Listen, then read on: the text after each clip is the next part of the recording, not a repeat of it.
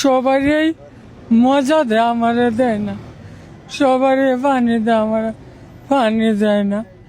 আমি গরিব যে। আমি এই মুহূর্তে এয়ারপোর্টে আছি। আজকে সায়েদ চলে আসছে, কেন চলে আসছে এই বিষয়গুলো আপনাদেরকে ক্লিয়ার করা উচিত। সায়েদ 1 কোটি টাকা লাগবো তার হচ্ছে চিকিৎসার জন্য, এই ব্যয়বহুল টাকা দেওয়ার মতো ক্ষমতা কারো নাই।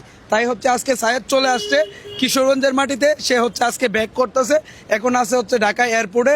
তো আমরা হচ্ছে তার ফ্যামিলির কাছ থেকে একটু জানার চেষ্টা করি, এমনকি আপনাদেরকেও জানান দেওয়া উচিত।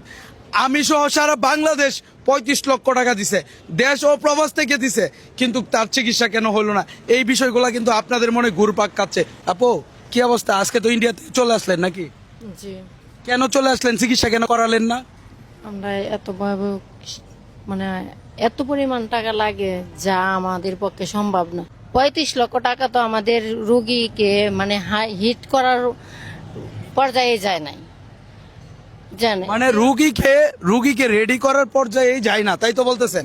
এখন মোট কথা হচ্ছে সে টাকার অভাবে চলে আসছে, কিন্তু বাংলাদেশের মানুষ বলছিল যে হচ্ছে তার টাকার অভাবে সে হচ্ছে চিকিৎসার অভাবে কোনো কিছু হবে না, তার চিকিৎসা প্রতিনিয়ত হবে এবং কি করবে।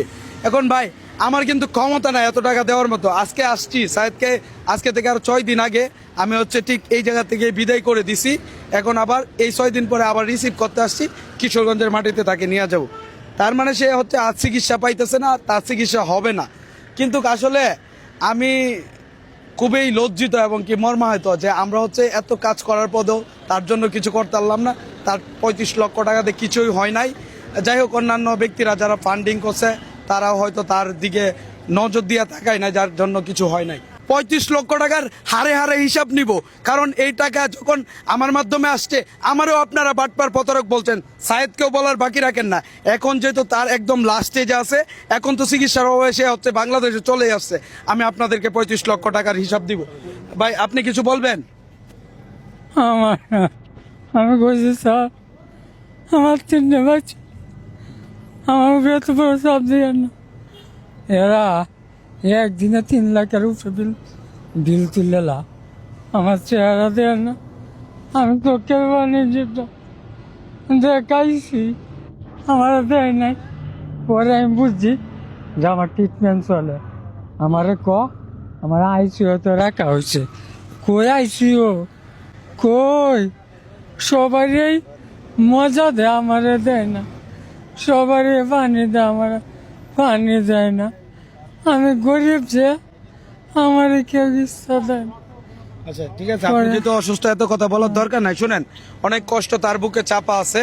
সত্যি কথা এটাই, আমরা দেশের মানুষ পারি নাই সায়েদকে চিকিৎসা করাতে। উন্নত চিকিৎসা করতে গেছিলাম, বাট তার টাকার পরিমাণ এত পরিমাণে লাগবো। সায়েদকে কেন জাতির কাছে বাটপার বানানো হয়েছে, আমাকে কেন জাতির কাছে প্রতারক বানানো হয়েছে, এগুলোর উত্তর চাই। বাট আমি হচ্ছে বলতে চাই না, সত্যি আমারও কান্না আসে, কিছু বলার নাই। তবে আমি আমি ভিক্ষা করা, ভিক্ষা, আমার ভিক্ষা, কিন্তু আমি কন্টেন্ট ক্রিয়েটর হিসেবে টিয়া যাইতাম না। আমি কোনো কন্টেন্ট ক্রিয়েটর না, আমি ভিক্ষুক। দিবা টিয়া তোমরা, তোমরা আমার টিয়া দিবা ভিক্ষুকের। আমি কন্টেন্ট ক্রিয়েটর না তো, আমি কন্টেন্ট ক্রিয়েটর না তো। সায়েদের জন্য টাকা উঠে এই টাকাগুলো আবার রিফান্ড করা হয়েছে অন্য কোথাও। যাই হোক, এটা হচ্ছে আপনাদের ব্যক্তিগত বিষয়। এবং কি সায়েদের জন্য টাকা উঠানোর কেন 30 লক্ষ টাকার জায়গায় 35 লক্ষ টাকা উঠছে, বাকি টাকাটাও তার বাপের কাছ থেকে চাওয়া হয়েছে। আসলে জাতি জানতে চাই কেন এই নাটক করা হলো, কিশোরগঞ্জের মাটিতে কেন আইসা এই নাটক করা হইলো। আমরা এতদিন মুখ খুলি নাই, শুধু চাইছিলাম সায়েদের ভালো চিকিৎসা হোক। আজকের পরে থেকে আপনার কাছ থেকে কেউ একটা টাকা চাবে না। সায়েদের জন্য আপনি চিকিৎসার জন্য টাকা দেন। সায়েদ চিকিৎসার অভাবে মারা যাক, সে নিজেও চাই, সে হচ্ছে আল্লাহর কাছে যাইতে চাক। আমরা হচ্ছে সায়েদকে নিয়ে এই মুহূর্তে কিশোরগঞ্জ ব্যাক করতেছি, এমনকি তার বাড়িতে আমরা হচ্ছে দিয়ে আসবো।